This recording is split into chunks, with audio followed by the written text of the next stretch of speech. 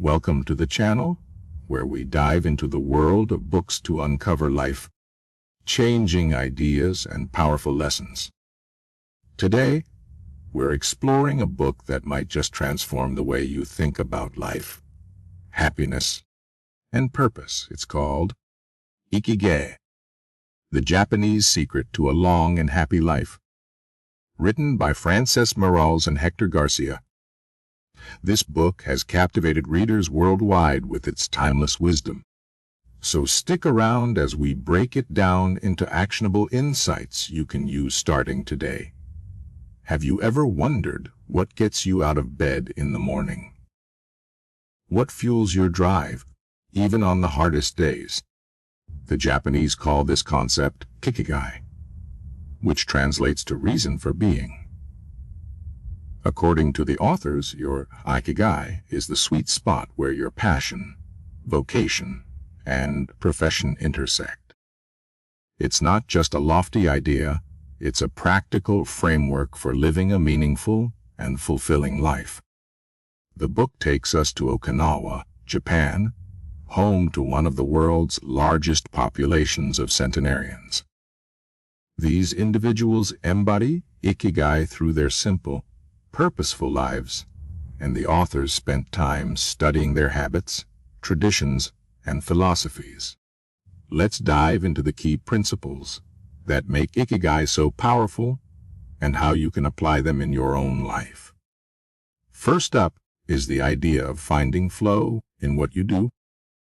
The authors emphasize the importance of immersing yourself in activities that bring you joy and challenge you just enough to keep you engaged. Think of it like this. Have you ever been so absorbed in something that you lose track of time? That's flow. Whether it's painting, coding, gardening, or even cooking, these moments of flow are deeply connected to your Ikigai. They're not just hobbies, they're clues to your purpose. So ask yourself, what activities make you lose track of time? Start there. Next is the practice of living mindfully and staying present. In Okinawa, people approach life with a calm, unhurried demeanor. They savor their meals, take time to connect with loved ones, and truly immerse themselves in the moment. This is a reminder to slow down in our fast-paced lives. Try this next time you're having a meal. Eat slowly and appreciate every bite. It's a small habit, but it can shift your mindset toward greater mindfulness. Another core principle is the power of community. The Okinawan concept of moe refers to a group of lifelong friends who support each other emotionally, socially, and even financially. This sense of belonging is vital to their well-being. In our modern lives, it's easy to feel isolated, but building your own version of a moe can make a huge difference. Reach out to friends, join a club, or connect with like-minded individuals online. It's not just about having people to hang out with. It's about creating a support system that enriches your life. Now let's talk about diet and exercise. The Okinawan lifestyle is all about balance. They follow the principle of arahachi-bu, which means eating until you're 80% full. This not only prevents overeating, but also promotes longevity. Their meals are rich in fresh vegetables, tofu, and fish, with very little processed food. On top of that, they stay active, not by hitting the gym, but by engaging in natural movements like walking, gardening, or dancing. The takeaway here is simple: eat mindfully and move naturally.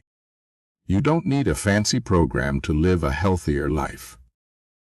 One of my favorite lessons from the book is the emphasis on never retiring from what you love. In Okinawa, people don't see retirement as the end of their productive lives. Instead, they continue to contribute to their communities, whether through work, art, or mentoring. This keeps their minds sharp and spirits high.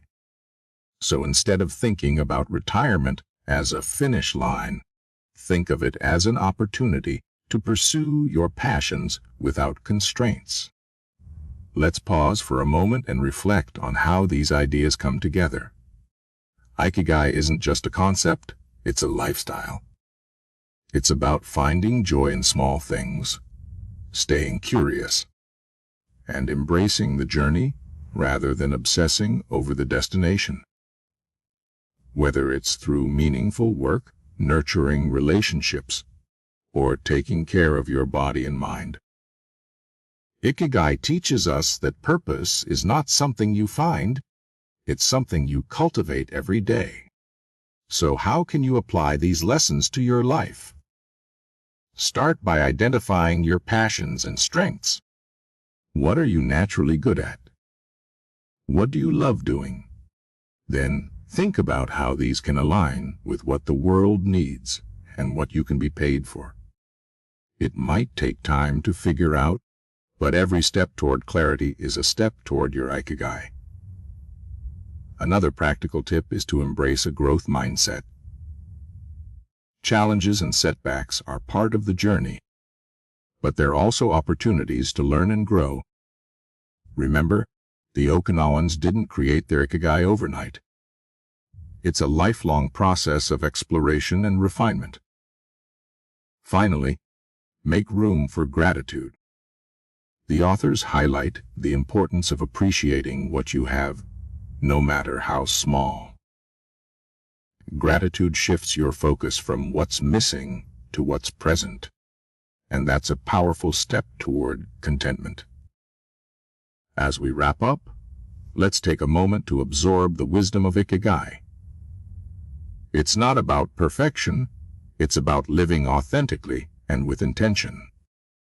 It's about finding joy in the journey, connecting deeply with others, and staying curious about the world around you.